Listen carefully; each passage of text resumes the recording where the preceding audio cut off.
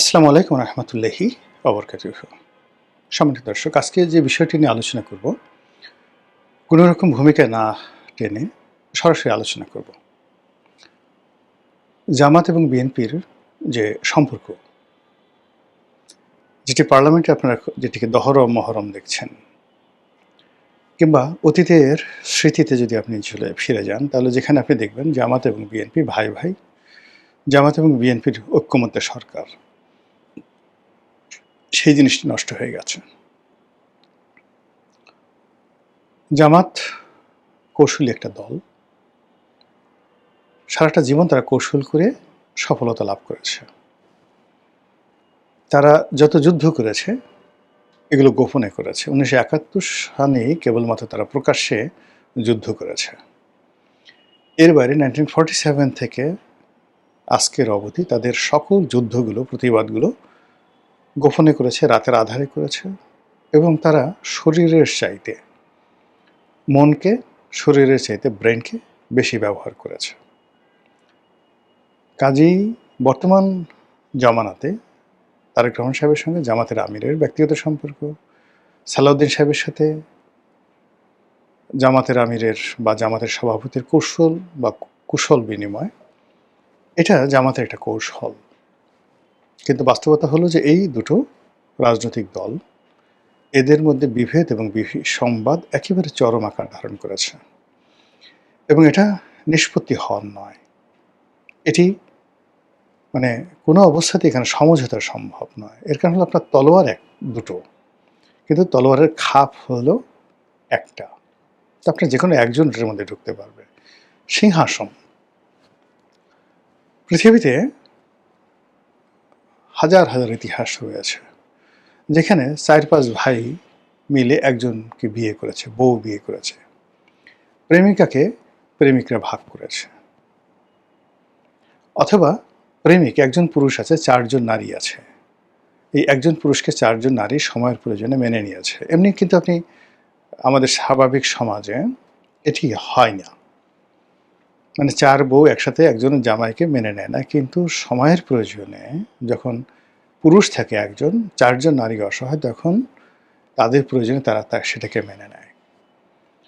অথবা একটা পুরুষ, 4 জন পুরুষ বা 5 জন পুরুষ, তাদের একজন স্ত্রী থাকবে, পালাক্রমে তারা তাদের স্ত্রীর কাছে যাবে, একদিন একজন, আরেকদিন আরেকজন, আরেকজন।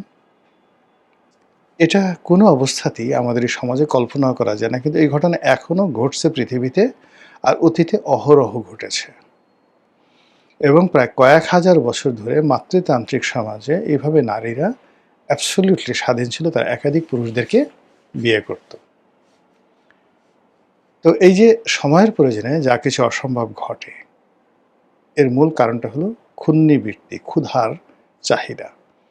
ক্ষুধার প্রয়োজনে মানুষ এই কাজগুলো, অসম্ভব কাজগুলো করে। কিন্তু যখন ক্ষুধা নিবৃত্ত হয়ে যায়, প্রয়োজন ফুরিয়ে যায়, তখন আর সেই জিনিসগুলো তারা থাকে না, তখন তারা স্বাভাবিক অবস্থায় চলে আসে। তো জামাত এবং বিএনপির যে সম্পর্কটি, এটি ছিল প্রয়োজনের তাগিদে, সময়ের প্রয়োজনে। আর এখন যে পরিবেশ পরিস্থিতি তৈরি হয়েছে, সেটাও সময়ের প্রয়োজনে। বিএনপি এবং জামাতের এই যে সম্পর্কটি, এই সম্পর্কটি এখন অহিনকুল এবং দাকুমরার সম্পর্কে পরিণত হয়েছে। আর এই সম্পর্কটি কোনো অবস্থাতেই রিবিল্ড করা সম্ভব নয়।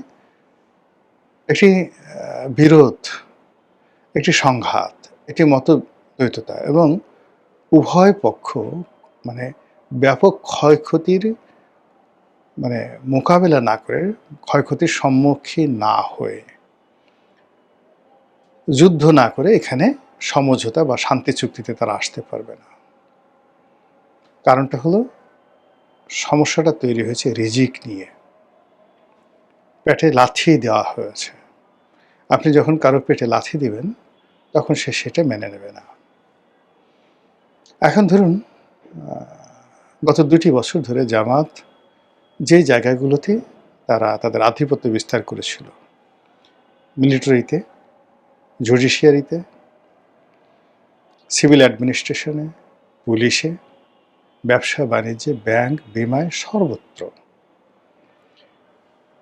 এই 100 দিনে, সরকারের 100 দিনে জামাতের সব কিছু তছনছ করে দেওয়া হয়েছে। যেখানে যেখানে জামাত ছিল সেখানে খুঁজে খুঁজে খুঁজে খুঁজে, অর্থাৎ আওয়ামী লীগকে যেভাবে এই যাকে বলা হয় অপদস্থ করা হয়েছে, শুধুমাত্র জামাতের লোকজনকে জেলে নেওয়া হয়নি, কিন্তু জামাতের সাথে জেলে গেলে জামাতের জন্য বেটার হতো। সেই কাজগুলো না করে যেটা করা হয়েছে, প্রত্যেকটা জায়গা থেকে জামাতকে উচ্ছেদ করা হয়েছে, তাদের রুটি রুজিতে হাত দেওয়া হয়েছে।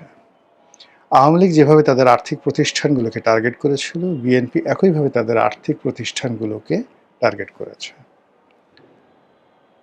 আপনারা সাম্প্রতিক সময় দেখেছেন যে তাদের খোলামেলা কথাই, যেটা হলো বাংলাদেশের বেশ কয়েকটি শিল্প প্রতিষ্ঠান রয়েছে, যেমন নাবিল গ্রুপ আছে, আকিজ গ্রুপ আছে। এই আকিজ গ্রুপ, নাবিল গ্রুপ, এরা সবাই জামাতের কট্টর সাপোর্টার। পুরো আকিজ গ্রুপের পুরো পরিবার, এর মধ্যে ইভেন আকিজ গ্রুপে আওয়ামী লীগের সমর্থক আছে, আওয়ামী লীগের এমপি ছিল, কিন্তু তারাও মূলত জামাতের প্রতি সফটেন। তো সেই আকিজ গ্রুপের মালিক বশির উদ্দিন, মানে ওদের অনেকগুলো গ্রুপ, মানে বিভাগ আছে, ভাইরা আলাদা আলাদা ব্যবসা করেছে। এই যে বশির উদ্দিনকে যে বাণিজ্য উপদেষ্টা বানানো হলো, এটা মূলত জামাতের তদবিরে। জামাতকে যারা বিভিন্ন সময় সবচেয়ে বড় অঙ্কের টাকা ডোনেট করে, তার মধ্যে আকিজ গ্রুপ অন্যতম, এবং তার মধ্যে এই আদ্দিন হাসপাতালের যে মালিক, যে ভদ্রলোক আছেন, তিনি জামাতের প্রধানতম ডোনার। আর সেই আদ্দিন হাসপাতালের ভিতরে একটা মসজিদ আছে, এবং সেই মসজিদের খতিব হলো এই যে এখন যে এমপি হয়েছে, যাকে আমরা রাশ্মিকা মান্দানা বলে ঠাট্টা বস্কারা করি, আমির হামজা। এই আমির হামজা মাসে 5 লাখ টাকা বেতনে দীর্ঘদিন ধরে এই আদ্দিন হাসপাতালের উপরে যেটা মসজিদ আছে, সেই মসজিদে তিনি চাকরি করতেন।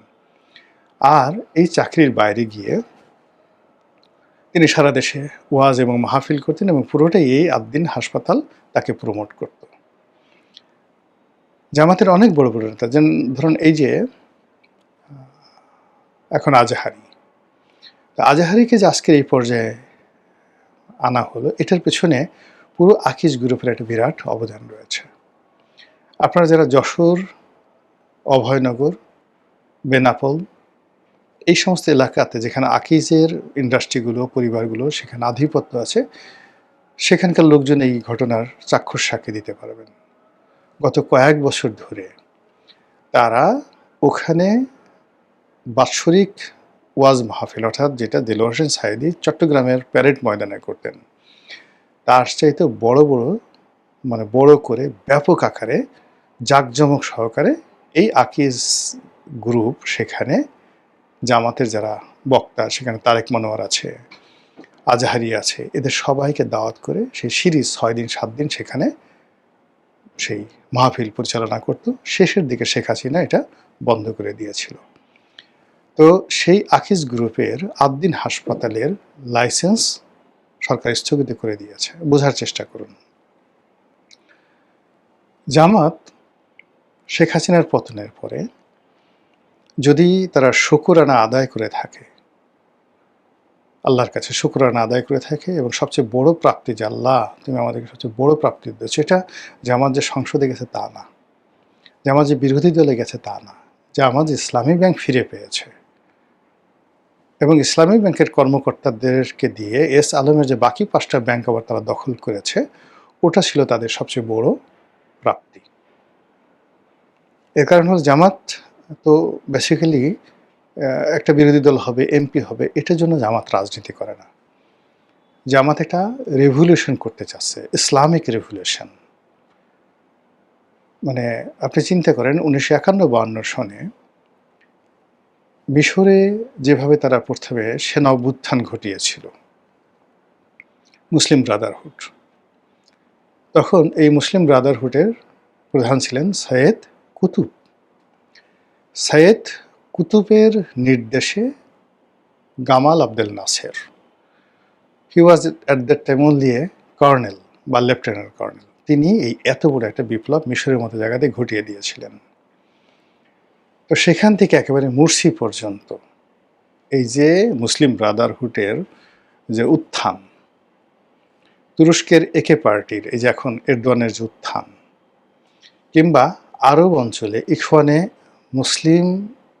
মুসলিমিনের যে উত্থান, এর সঙ্গে হামাসের যে উত্থান, এই সব কিছু একই সূত্রে, ইভেন হুতি, হামাস এবং মধ্যপ্রাচ্যে যে ইরান সমর্থিত অন্য যে সকল গ্রুপ আছে, হিজবুল্লাহ, এদের যে স্ট্রাকচার, যেদের গঠন এবং এদের সঙ্গে যে পারস্পরিক যোগাযোগ, এটা বলতে গেলে গ্লোবালি ইনক্লুডিং পাকিস্তানের জামাত, তারা একই সঙ্গে একত্রে কৌশলগত পার্টনার হিসেবে কাজ করে সারা দুনিয়াতে একটা ইসলামী বিপ্লব এবং একটা রেভলিউশন ঘটানোর জন্য।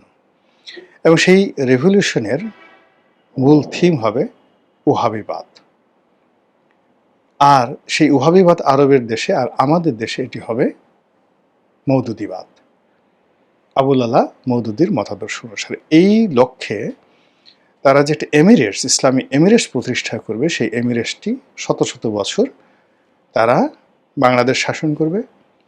এরপরে তারা গাজওয়াতুল হিন্দ এই আন্দোলনটা সফল করবে, আল্লাহ রাসূলের যে ভবিষ্যৎবাণী, এবং তারা দিল্লির সিংহাসন দখল করে মুসলমানরা যেভাবে ভারতবর্ষ শাসন করেছে 800 বছর, ওইভাবে তারা শাসন করবে। তো সেই যে তাদের যে চিন্তা চেতনা, সেই চিন্তা চেতনার জন্য হয়তো 100 বছর সময় লাগবে, হয়তো 200 বছর সময় লাগবে, সেভাবে তারা কাজ করছে। তো সেই ক্ষেত্রে এই যে পার্লামেন্টে দাঁড়িয়ে ডক্টর শফিক বক্তব্য দিচ্ছেন, বা বিরোধী দলীয় নেতা হচ্ছেন, 78 জন এমপি হচ্ছেন, এটা তাদের গোল নয়, এটা তাদের মিশন নয়, এটা তাদের ভিশন নয়, এটা তাদের জাস্ট একটা, আপনি বড় একটা বাড়িতে দাওয়াত খাবেন, বাড়িতে গেছেন, লোকজন ঢোকার সাথে সাথে আপনাকে একটু লেবুর শরবত এনে দিল, এবারে যে পার্লামেন্টে যেটা ঢুকলো এটা একটা লেবুর শরবত। কাজে এই লেবুর শরবত পেয়ে সে তার যে মেইন ডিশ, সেই মেইন ডিশটা সে ভুলে যাবে না, বরং এই লেবুর শরবত তার ক্ষুধা আরও বাড়িয়ে দেয়। প্রচণ্ড ক্ষুধার মধ্যে আপনাকে যদি কেউ শরবত খাওয়ায়, আপনার আরও খেতে ইচ্ছা করবে। তো এই যে জামাত যে এখন ক্ষমতার কাছাকাছি গেল, এতে করে সে মজা পেয়ে গেছে। সে চিন্তা করলো, এই যদি এই হয়, তাহলে প্রধানমন্ত্রী হলে না জানি কত ক্ষমতা, দিল্লির সুলতান হলে না জানি কত ক্ষমতা, যদি মুসলমানদের আমির হওয়া যায়, আমিরুল মুমিনিন হওয়া যায়, তো এই আমিরুল মুমিনিন হতে হলে তাদেরকে যে জিনিসটা দরকার, সেটা তাদের অর্থনৈতিক ভিত্তি দরকার, ফাইন্যান্সিয়াল ইনস্টিটিউশন দরকার, তাদের সংগঠনকে আরও শক্তিশালী করা দরকার অন দ্য লং রানে। এবং সেই কাজটি করার জন্য ইসলামী ব্যাংক বা অন্যান্য যে ব্যাংকিং প্রতিষ্ঠানগুলো রয়েছে, বা তাদের আর্থিক প্রতিষ্ঠান রয়েছে, এবং তাদের যে সকল শিল্প গ্রুপ রয়েছে, যেগুলো তারা গড়ে তোলার চেষ্টা করছে, সেইগুলো তাদের কাছে এই মুহূর্তে সবচেয়ে গুরুত্বপূর্ণ। এই গুরুত্বপূর্ণ জায়গাগুলোতে শেখ হাসিনা তাদেরকে লাথি মেরেছিল, আর এই বর্তমান সরকারও এই 100 দিনের মধ্যে ঠিক সেম জায়গাটা থেকে লাথি মারছে। বোঝার চেষ্টা করুন, এই লাথি খাওয়ার পরে তারা কি সুবহানাল্লাহ, আলহামদুলিল্লাহ, আল্লাহু আকবার বলবে, নাকি দাড়িতে খেজাব লাগিয়ে, মানে মেহেদি লাগিয়ে, একটু আতর মেখে আর একটা বিয়ে করে মক্কা বা মদিনাতে চলে যাবে উমরা করার জন্য, নাকি অতীতে তারা যেভাবে কৌশল করেছে, বা তাদের সহযোগীরা যেভাবে দেশ এবং বিদেশে লড়াই সংগ্রাম করেছে এবং করে যাচ্ছে, তারা কি সেই কাজ করবে? এতটুকু কমন সেন্স তাদের আছে, আপনাদের আছে, আমাদের আছে। We should be careful. মহান আল্লাহ আমাদের সবাইকে হেদায়েত দান করুন এবং হেফাজত করুন। আসসালামু আলাইকুম ওয়া রাহমাতুল্লাহি ওয়া বারাকাতুহু।